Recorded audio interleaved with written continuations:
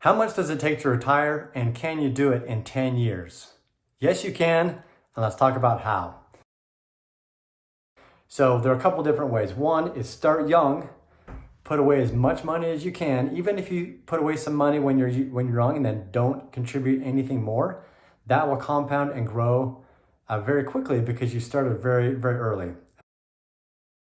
And the second is work on your income. Make as much money as you can so you can put a good chunk of that away.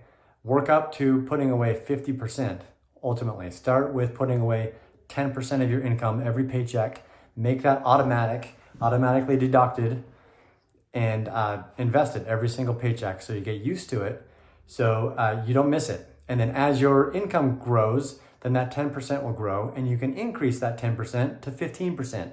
To 20%. And I know a lot of people that can put away 50% because they've been working on it for so long. It sounds like it's not doable when you're first starting the journey, but it's definitely doable. In fact, we put away much more than 50% on not an enormous salary. We weren't making millions of dollars a year. We're making a good, healthy salary, but it wasn't a huge, enormous salary. So that may seem insurmountable to put away that much money over a long period of time, but keep in mind that that's just one avenue. A couple of the other things that you can do to speed things up is if you work at a company, then max out your 401k, max out your IRA. Look for alternative ways that you can make money. You can make money also in real estate, investing in real estate. You can buy a cash flowing business.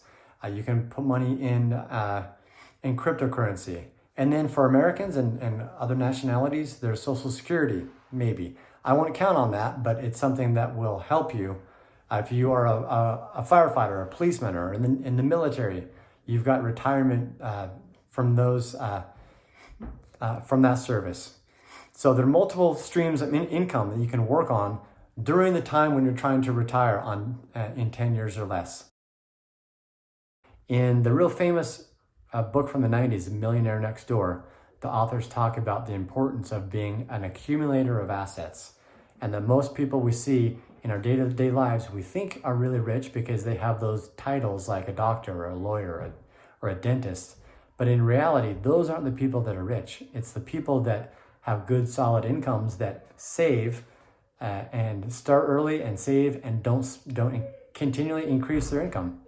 Like the plumber or the HVAC technician that is just good at saving their money and not spending. A couple of ways to keep your expenses down is popular house hacking.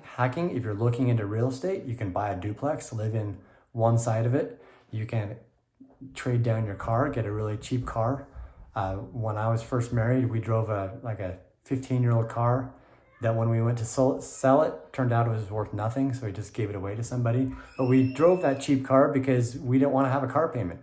We didn't want to have debt. Instead of having a $500 car payment or $900 car payment, like I know some of my friends do, we wanted that $900 to go toward our investments, and over the years, it's paid off.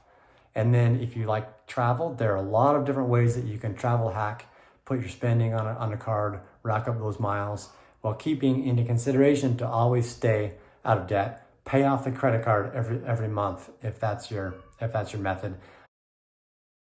Make sure to stay out of debt because debt is a drag on your savings. It's a drag on your investments. The more debt you have, the more money that is being siphoned off from your income that can't go into those purchasing those income producing assets that you really want.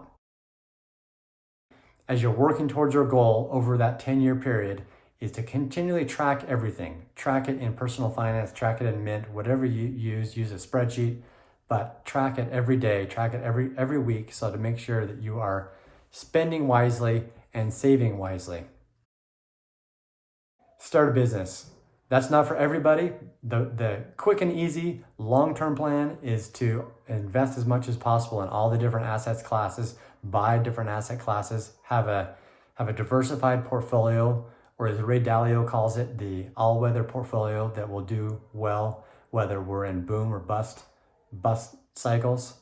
But if you're adventurous enough that you want to do some extra money as a freelancer or to start your own business, there are a lot of tax deductions and financial benefits for starting their own business. And most of the people that get wealthy these days either get wealthy from contributing to their 401k gradually over time, their Roth IRA, all of their investments over time, and or starting a business. Those are the two most common ways of becoming a millionaire or a billionaire.